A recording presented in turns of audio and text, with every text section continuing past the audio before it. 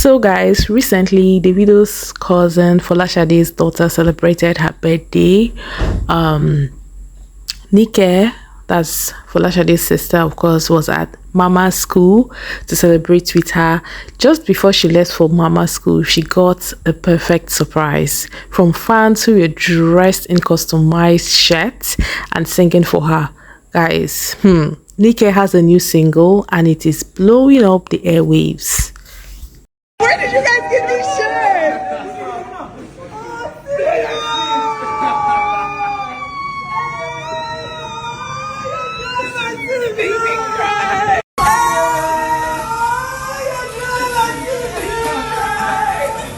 That's so beautiful.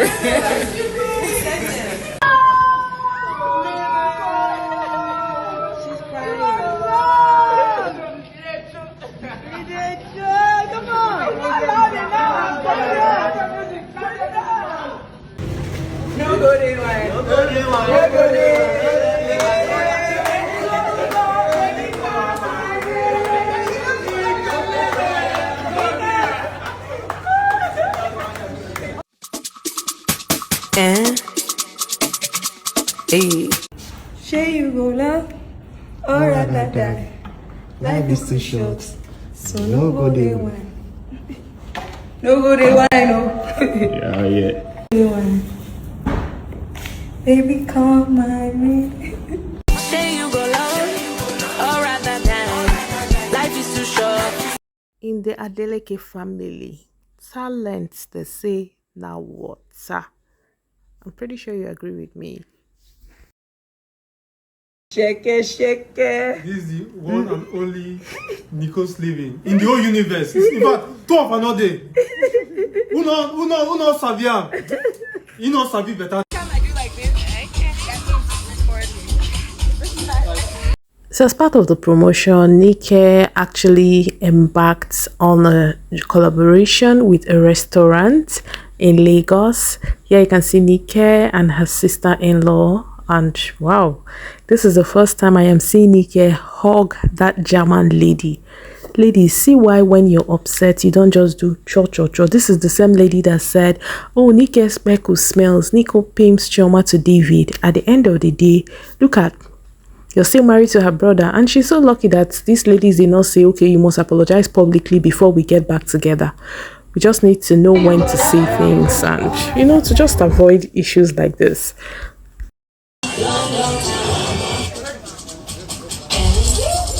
So if you haven't streamed Nike's song, please kindly go and stream it. So guys, here we have Nike. So why we just, guys, it's mostly songs playing in the background. Nike's song. Nike had quite a moment with some of her fans, but let's take a break from Nike's songs and let's discuss the Ezra Gate. How many of you have been following the gist on Ezra? The guy, the co-founder of Paystack, the one who just got suspended. Guys, what are your thoughts on those tweets? Truly the internet never forgets. However, I have a different view. I feel like sometimes I really don't believe what people say. The same way that I can meet someone and the person says, hey, I'll buy you a car. I'm not obliged to believe, right? But if the person says, I'm going to sleep with a cat, I'll be like, oh my God, a cat, and all of that. So most times when people say things, some people are just, they say things in their head, maybe they just say nonsense, even when in the real sense, it may not be exactly what they do or what they practice. Because it's such a struggle to see the type of women he's affiliated to. And I just cannot imagine that he treated them poorly and they stuck with him. Because the girl who called him out, we all know he was the girl. The girl is owing him $55,000, which is about 80 million naira when converted. And the moment he asked for that money, she unraveled and started saying things, because to be very honest, she had no proof of any of the things he did. What I'll say really nailed him were his old tweets. But then I'm wondering, at his level, I said maybe God just wanted to catch him, because at his level, why on earth were those tweets on his page? Like, Those tweets should never have existed at all. So let's discuss Ozzy Etomi. Ozzy Etomi is a popular feminist. Adesua Etomi is her cousin, and Ozzy got called out by the lady Israel was having the issues with, and the only mistake Ozzy made was saying, oh, I don't know this lady, I don't have a relationship with her. And of course the lady was so upset that she released private messages between herself and Ozzy, where Ozzy confessed to being bisexual. Ozzy confessed to have cheated on her husband during the course of their marriage. Although Ozzy was clear, she said her husband cheated as well. She also cheated, but with her, it was with a woman, and her husband was not aware. She said a whole lot of nasty things. She talked about Tokemakiwa being a Ron's girl, talked about Mo, one lady, a tech lawyer who travels for a living, talked about Mo being that Mo has inferiority complex. She said a whole lot of things, but see, the thing is that a lot of people are screaming and I'm like, see, we talk about people, like, people say a lot of nasty things about people, even their friends, sometimes even their siblings. I will forever have a problem with people who release these private messages, because like I remember one time I was having a conversation with my friend, and she was telling me, she was complaining about her husband, how her husband was a police officer, and she was like, every time he risks his life, I have told him if he dies, if anything happens to him, nobody should involve me, I'll just move on with my life, I am young, because she married at 18, and at the time she was telling me this thing, she was like maybe around 23. So she was like, I'll just move on with my life, I'm not even going to stress myself, I've told him he needs to take it easy, the way he takes his job so seriously. And coincidentally, her husband was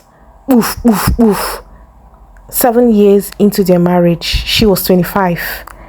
Like, if would I have gone to her in-laws to start saying, hey, she said it though, that her husband with Meme, like, I would have done that if I wanted to, but there was no reason for me to do that. Like, I would have done that, her husband, oh, she said it though. But I know that people say a lot of nasty things, sometimes things they don't even mean.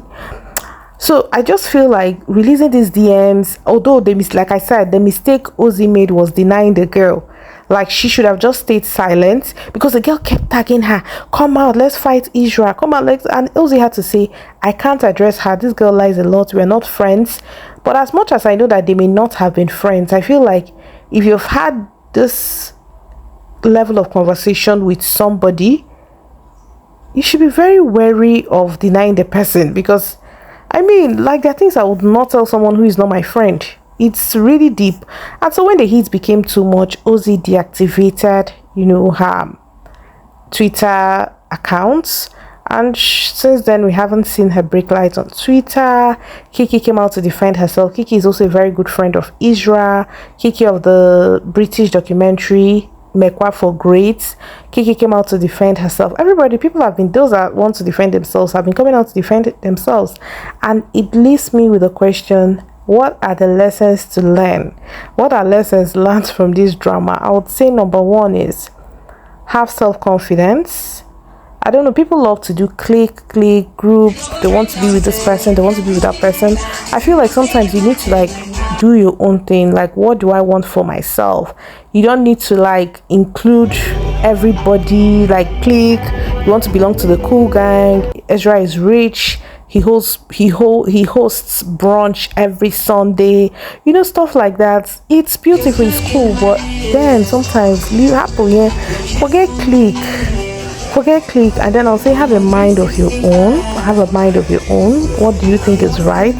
You can be a feminist, but you don't have to be very, I don't know how to put it, I don't want to say bitter, because a feminist has a right to be bitter, because when you see where women are being subjugated, you have every right to be bitter. I don't know how to put it, but just what I'm just trying to say is that there's a thin line between being a feminist and being a misandrist. I can't remember, I don't know the word. I know that there's a word for ladies who hate men. Ozzy was almost at that level, because, for example, if a woman is in the wrong, you cannot tell me I'll always support women. No, that's like bullshit in my books. Women can be wrong. There's no rule that says that women are always right.